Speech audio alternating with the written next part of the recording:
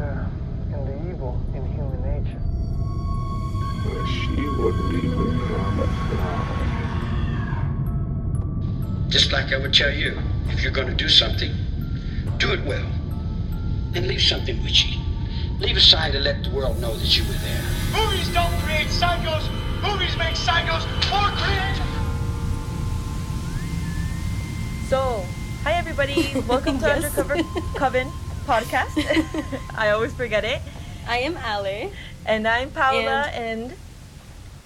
Yes. Okay, we had to record this again because something happened, unfortunately. It's okay, yeah. but- We're okay. We're holding down the fort, and it's fine because, well, we're just gonna skip onto the part that it started.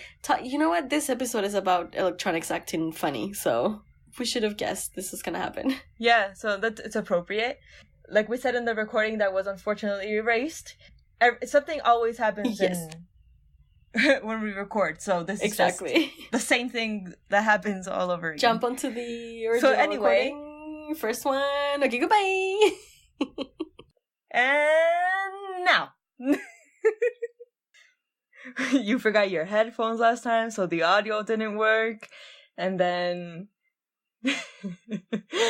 and then we always forget to introduce ourselves, and my god. Like the first time, I think that's the second episode, I said, "Welcome to Undercover Podcast." Every episode has something. You know what? At this point, let's just make it our stamp because we're just trying to be professional, but we can't.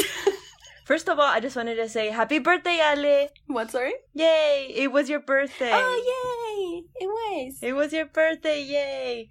On How was Tuesday. it? It was good. I was sick, and my mommy came to take care of me. And she brought Yay! me food and cupcakes, and my sissy gave me new, what are those called? Winter boots. Oh, yay! Because we already have all the snow here. You wouldn't want to be in Canada right now. I really want to be in Canada. The heat is driving me crazy. Okay, sure. Yesterday we were -8. It felt like -15. And I was waiting at the bus stop for 30 minutes because the bus on my street just sucks ass. Like, a lot. A lot of ass. And I scratched my face because it was itching. I guess, like, one of my hairs was, like, itching my face. And I tried to scratch it, and I did not feel it. My face was numb. Wow. Yay, Canada! Well, today I woke up sweating. Ew. Like, sweating, like, I wet everything. And I took a shower, and I kept sweating. And now my head hurts. That's super nice. Maybe Yeah, that's why you're also it's nauseous. Yeah, well, I have a headache, and I'm nauseous, and I was, like, really dizzy. And I think that's it. I don't think I'm pregnant. You're pregnant with a son baby. A son baby? Yeah, I don't know. I tried to make a joke. The baby Didn't of work. the sun? Let's just move on. They sent me snaps of her taking shots, and I thought it was like shots. I thought it was Jaeger. It did And look it was like it a little NyQuil. bit. It was NyQuil. It was NyQuil. And you know that I had so much. This was on. I called in sick to work on Wednesday. So my birthday was on Tuesday. My mom brought me like medicine and stuff, and then I was still dying on Wednesday. Like, I did not stop coughing all day. And then at night, one of my roommates was like, "Do you want some of this?" Because, like, I guess I did not let them sleep all night. And so she gave me, like, her bottle of NyQuil that she had, like, the night one. And I had so much. So I had, like, 2 shots of them. And I'm talking about 2 ounces each. Oh my god. And my friend texted me. And he's like, "Hey, how you feeling?" And I was like, "I had so much NyQuil. I am so relaxed right now." Well, it worked. You sound a lot better. Yeah, I know. I'm, like, wheezing a little bit, but it's fine. We're making it work. Love it. And for those of you in the US, happy Thanksgiving. Oh, yay! Happy Thanksgiving! So, yeah, we're recording this on Friday. Which, yes, it was yesterday. 23rd? It was yesterday. Yeah, sorry. We had ours like a month ago, so I don't know. Yeah, I made turkey. Well, in Chile, there's no Thanksgiving, but me being from the US and all, we celebrate it in my house. And I made turkey and mashed potatoes and gravy. Oh, yum. That's the best. It was Jan's first time. Jan is my boyfriend. It was Jan's first time having gravy. Oh my god. How did it go? What did he say? Did he like it? I had to give him, like, after we ate, he took a what's it called? A Tupperware container of turkey and extra gravy. Oh, Jesus. And I was like, yes, I have succeeded in life. That's all you guys needed. That's the last straw in your relationship, and now you guys are complete. You complete each other now. Yes. I don't think so, you know? We go to therapy a lot. What? I already knew this, but what? But it's true. No. I go to therapy, me, Paula, I go to therapy, and he goes with me. And he basically, my therapist goes, so how are you? How have you been? And I'm like, I'm okay. And then she looks at Jan, and he goes, no, she's not. Because he knows. He knows. This is why he needs to be there with you, so you don't lie to your therapist, Paula. Exactly. It's not like we go to couples therapy. Yeah, of course. Yeah, you get it. You need a buffer. So they tell your therapist basically. how you really feel. Yeah. Because sometimes he's like, remember last week when you had a panic attack? And I'm like, oh yeah, I forgot about that. oh, you're right. You know that time that you almost like stopped breathing and like you start seeing blurry? Oh yeah, I remember that. Oh, I totally forgot about that. When was that? He was like, yeah, you had a panic attack at the supermarket. And I'm like, oh, cool. Oh, nice. Thank you for reminding her. Also, I will apologize. There is some construction. I cannot speak English. I had a language. I literally had a language assessment for like a job interview today. Like a job interview that I had during the week. And I'm like, how am I supposed to like tell them that I speak English if I cannot fucking speak English? Oh my god. Okay. There's construction. There's construction going on down my street, and I'm pretty sure that the mic is picking it up at least a little bit, and it sounds like boom, boom, boom. Just like here I don't hear anything so far. Now I don't know what the mic is picking up, but I don't hear anything. Yeah, I think it was that. Oh well, your mic. You know what? In one of the episodes, I can't remember which one, I could hear birds in the background of your audio. Yes. That's why I closed my windows. That's why, like, yeah. I was like, I know. I just looked everywhere and I was like, what the fuck? And then I was like, oh, it was. I thought it where was. Where are the birds? It's winter. Where are the birds? But yeah. Okay, so what are we talking about today? Oh, true. Okay, so True. today we have. Oh, true. We have a podcast. I can't with this. Okay. So today we have a really, really cool paranormal / sad story for you guys.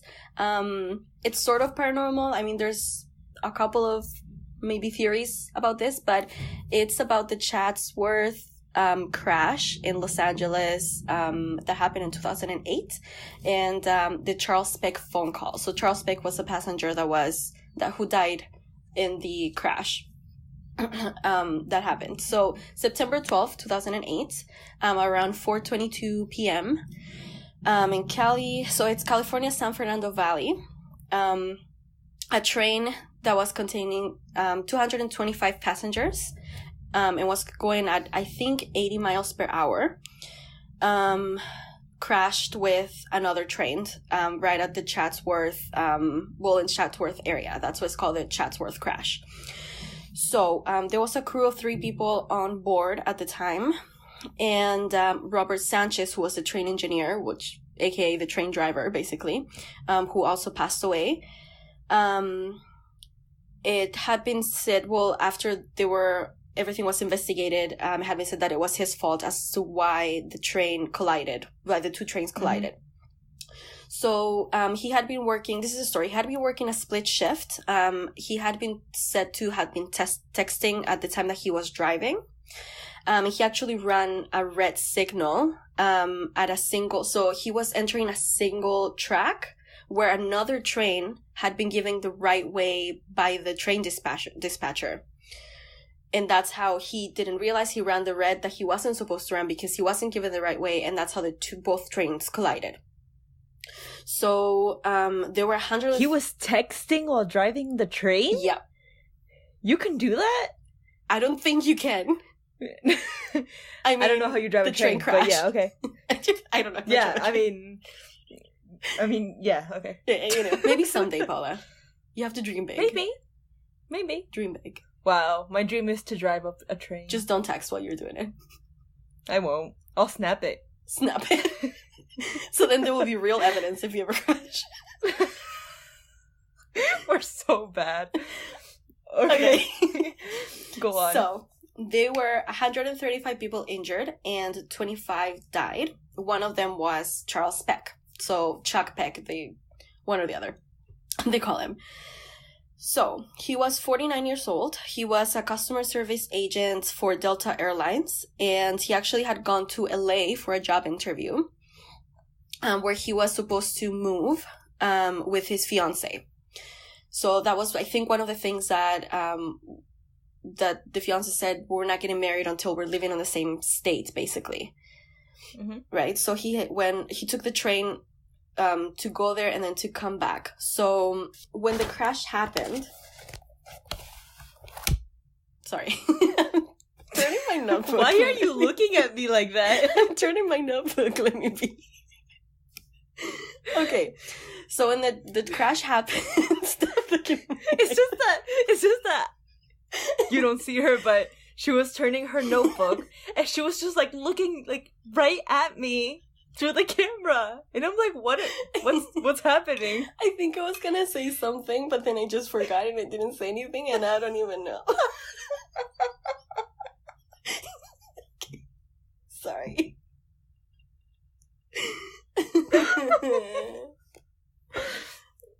Okay. Okay. Okay.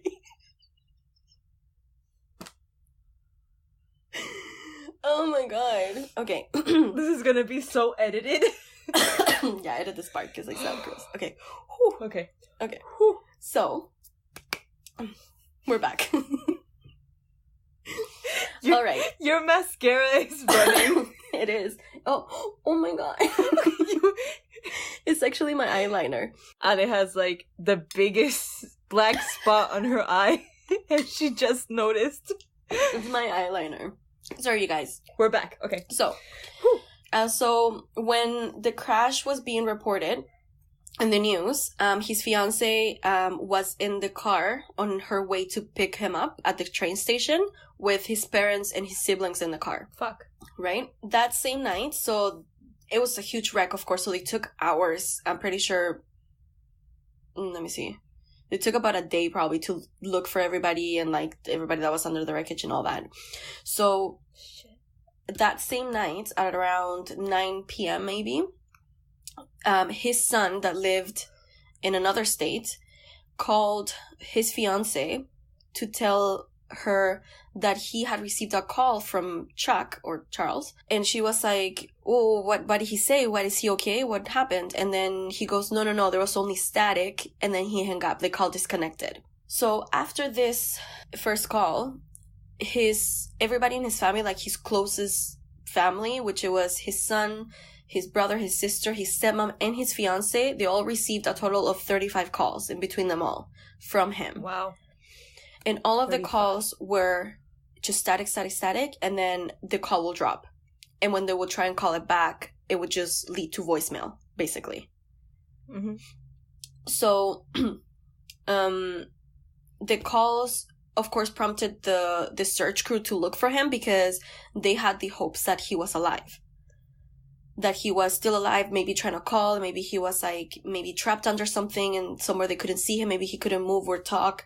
And so they started looking for him until they were able to find his body, which was 12 hours after the crash, actually.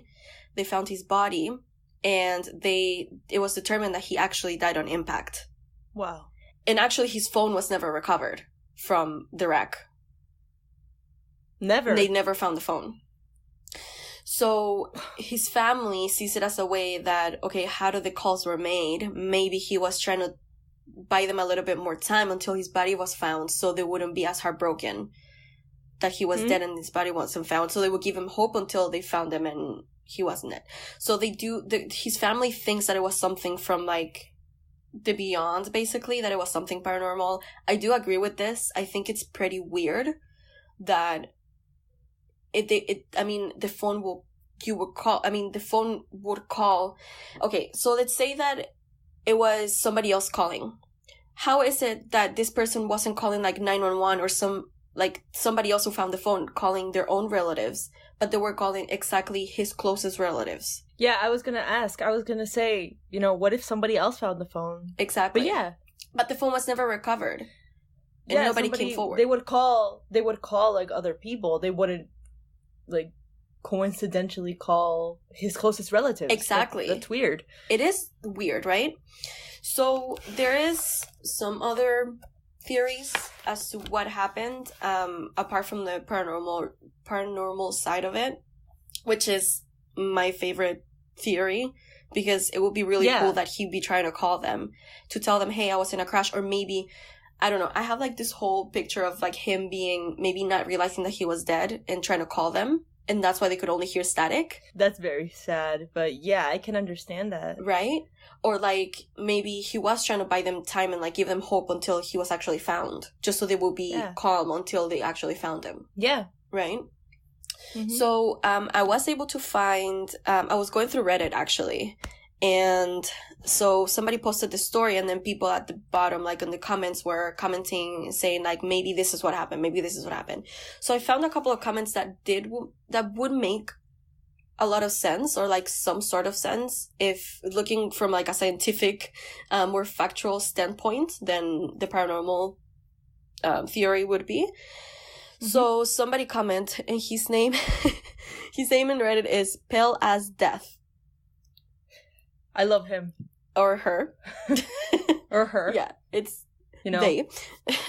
So they said it's possible the phone was damaged in such a way that it was making the calls itself, cycling through the frequently contacted list.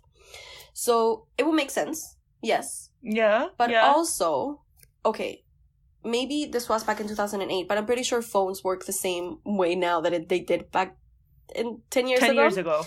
Mm-hmm. I'm not sure that frequently calls would be only his closest relatives. Maybe his fiance, maybe his son. Yeah, I get it. But also, how many times a day does, I don't know, your credit card company calls you? Or like, if he was going to an interview, maybe somebody else called him to like, hey, right? Stuff like that. That makes sense. Or maybe his work, maybe colleagues call him, or maybe he called colleagues. So if the phone was damaged in such a way, which is very possible, it could have been, that it was just calling those people, why was it only calling that people and not somebody else? Can I ask something? Yeah. Did each person that received the 35 phone, because they all together they received 35 calls, right? Did some people receive more than the other people? You know what? They don't say, and I try to look up for call logs for it. I even went on Snopes, which is like the best website to look up facts, because it's better than Wikipedia. But there were no call logs, and I'm pretty sure that the family, maybe the family just they wanted to keep it to themselves. Right. It's just that if it was like the same number of calls per person, then yeah, that could be right. The phone was cycling through the contacts. But 35 times, it's a lot. It is a lot. Didn't the phone die or anything? It's weird. Yeah. Oh, and the one thing is that he actually the calls were going until about an hour before his body was found. Like maybe an hour before his body was found, the calls completely stopped. So don't you think if it kept calling and calling, which if the phone was damaged, why would it be calling instead of calling one person one time after the other, it went from one person to another person every couple of hours to the other person to the other person, you know what I mean? Yeah, it's a lot, because it was 12 hours after the crash, right? Yeah, see, 35 times is too much, I think. Exactly. That's weird. It is weird, right? And so then there's this other person who will go back to the phone calling automatically type of thing that said, because it's Delic Rai, and they said, I had a phone back in 2005 to 2007 that was fairly high end. It somehow pocket dialed the same guy a couple of times. My current low end smartphone sometimes gets really laggy and will duplicate a call, change time zones, etc. I also had a laptop that would get really buggy, and when I played a graphics intense game. Okay, blah, blah, blah. So they talks about electronics. Okay, so electronics are fickle things, and I never resort to the supernatural when they are involved. I get it. Yes, it will make sense. But also, we're talking about probably a flip phone from 2008. There's not much technology to it. There's not a lot of science to it. That's true. Right, so, I don't know. I will stand with the paranormal standpoint because I want to believe that that's what happened, because that's my area of entertainment. But also, there is a couple of, who knows, right? There's a couple of theories that they will make sense as to what happened. But the other thing is, how come the phone was never recovered? Yeah, I was gonna ask if they could trace the call, But the thing is that the call was traced. That's how they found him. The call was straight all the way to his body, and the phone wasn't there. Weird, right? Yeah. So you definitely believe that it's like a paranormal thing? I do think so, yeah. Yeah, I can believe that too. Because it's not the only case there's been where, people have called other people after they died. Right. So, who knows, but it makes sense. It makes sense that maybe, like, when you said the thing that maybe he didn't know that he died, I was thinking in my mind, maybe the crash was so fast, maybe his death was so fast that, maybe he died, like he passed to the next life or to the other side, or however you want to look at it, and it was too fast. Right. So there was like no time for him to be like, oh, I'm dead. It's I don't true. know. Yeah. No, right? It will make a lot of sense if that was the case. Right? That he was like, oh, I don't know, and then he just found his phone. He thought he has a phone with him because, I don't know how ghosts work. Maybe they have gadgets with them. And then, and so he just like was calling, and he thought he was communicating with them, and that's why they could only hear the static. Yeah, and so it was static. It didn't like call and then hang up. It was... No, it was static. You could answer it. Yeah. Yeah, see? If it was, like, in my mind, if a phone was broken and it called you by accident, it wouldn't last that long, or you could hear other people around you, or you could hear, like, other things around you, but if it was just static, I don't know, it seems weird. It does. To me.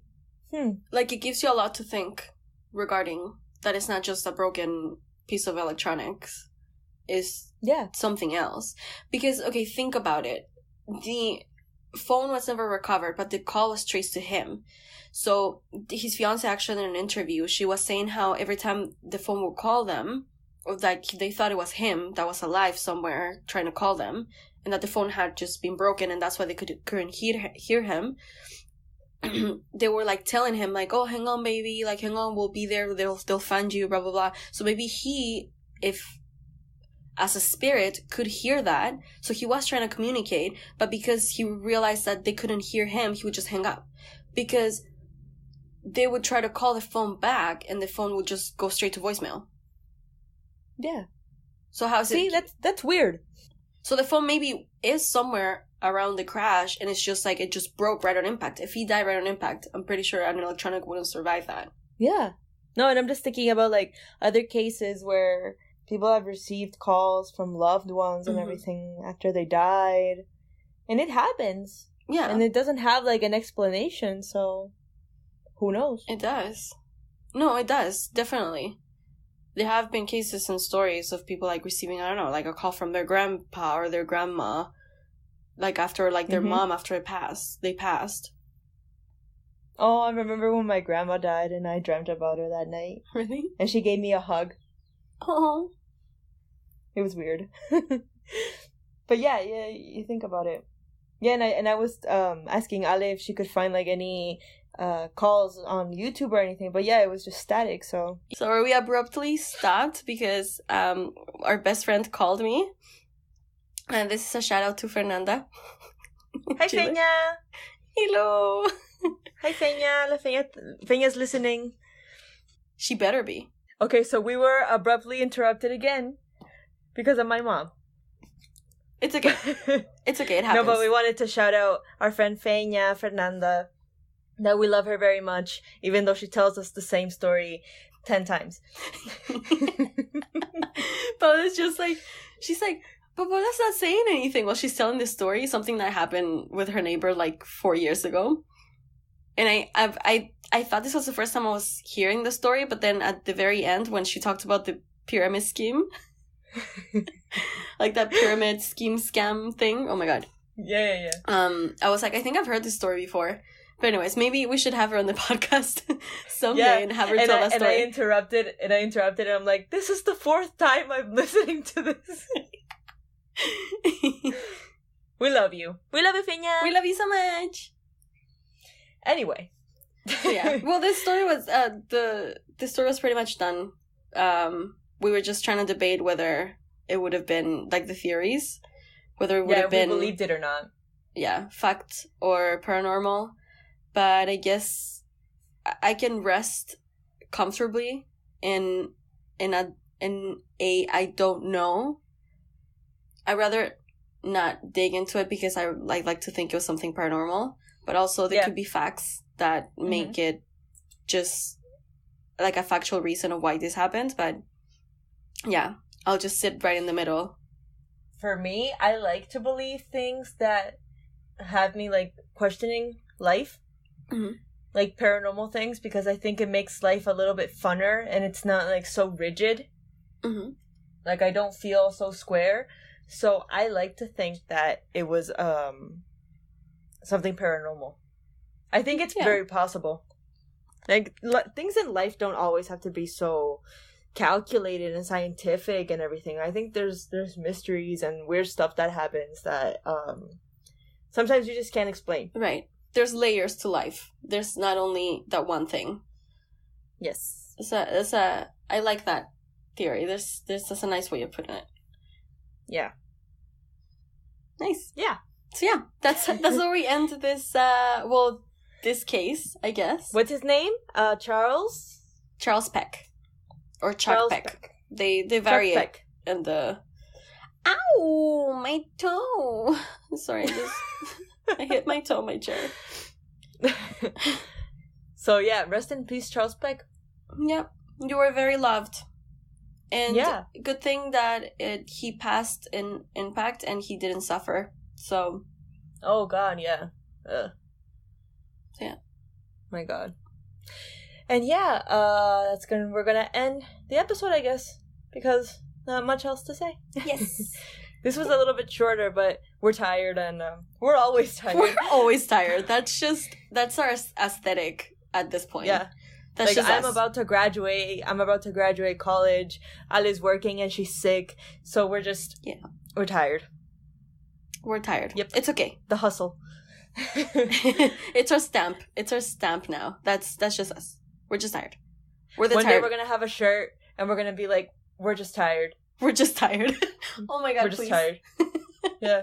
That's gonna be like our answer to everything. We're just tired. We're just tired. Yeah. Of life, of people, of things. Yep. Mm-hmm.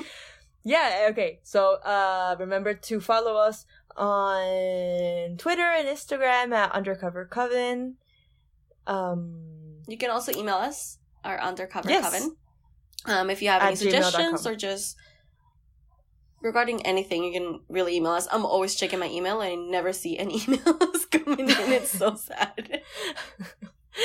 Tell us what you think about this. Do you think it was paranormal? Have you ever had anything like something like this happen to you? Like, did somebody call you after they died?